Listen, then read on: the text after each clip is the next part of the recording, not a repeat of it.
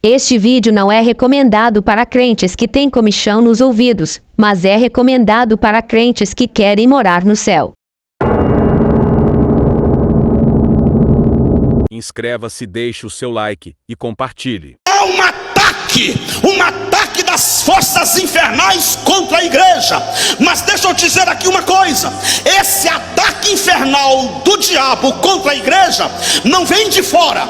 Eu disse isso pouco tempo atrás e algumas pessoas se escandalizaram comigo, porque eu disse o seguinte: o grande ataque contra a igreja não vem de fora, é de dentro. Deixa eu dizer uma coisa: a igreja passou pelo estreito no primeiro século.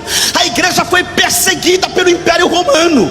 No período da Idade Média, muitas vozes foram silenciadas em fogueiras, foram levados às jaulas de leões. Eu tive visitando o Coliseu Romano e fiquei olhando para aquilo tudo e pensando: meu Deus, foi aqui que o sangue de homens e mulheres que não negaram a fé em Jesus Cristo foi derramado. A igreja sempre enfrentou o em muitos países, tentou sufocar com a imposição de um sistema ditatorial, tentou sufocar a pregação do evangelho. Regimes totalitários em redor do mundo inteiro tentaram calar, silenciar e sufocar a voz da igreja. Mas eu ouso dizer hoje à noite: nada disso foi a grande ameaça da igreja. Nada disso foi suficiente para calar a igreja. Ao contrário, 2000 anos já se foram e a igreja está de pé. 2000 anos já se foram e não há uma corrente filosófica, não há uma expressão religiosa, não há uma ideologia política partidária que consiga a envergadura que tem a igreja de Jesus Cristo plantada na terra para ser luz, para ser sal da terra. Portanto, os grandes ataques de Satanás não vêm de fora, as grandes investidas é aqui dentro. Por isso eu fiz questão de ler o que Paulo diz na primeira carta a Timóteo, capítulo 4: nos últimos tempos apostatarão alguns da fé, vão se desviar da verdade, vão dar ouvidos a espíritos enganadores e a doutrina de demônios. De quem Paulo estava falando? Do imperador? Não. De quem Paulo estava falando? De Nero? Não. De quem Paulo estava falando? De dentro.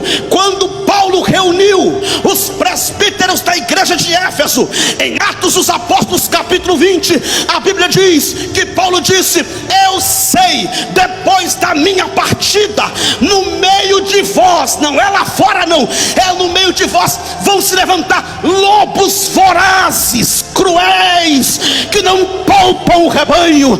Igreja do Senhor Jesus Cristo, o apóstolo João, que eu já mencionei aqui hoje à noite também, ele diz: é já a última hora, vocês sabem que vem o anticristo, e agora muitos anticristos têm surgido. Onde estão esses anticristos que têm surgido? Paulo está falando de política? Não.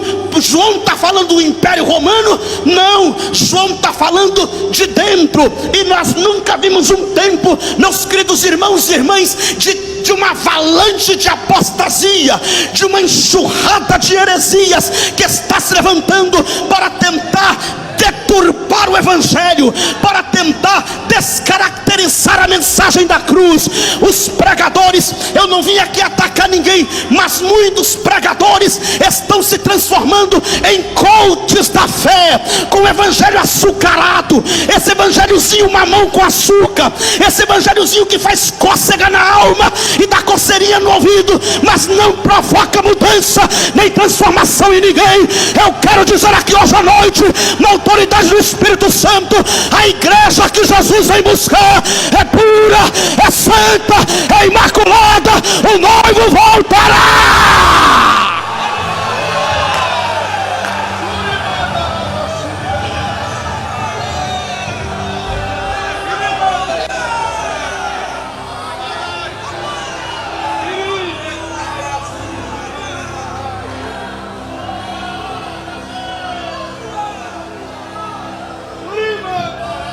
Satanás vai atacar as grandes doutrinas da Bíblia nesta última hora, e tem atacado o pastor Sérgio.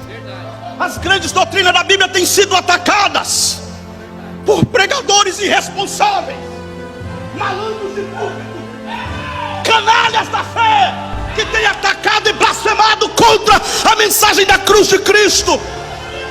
Mas eu quero te dizer hoje, o Mádcio, te segura na palavra de Deus. Te segura na palavra de Deus, porque breve, muito em breve, nós vamos ouvir o alarido de Deus. A igreja vai ser arrebatada. Esta é a nossa esperança. Mas deixa eu caminhar para encerrar aqui. Há um alarido, mas há uma segunda coisa que acontece. O que acontece?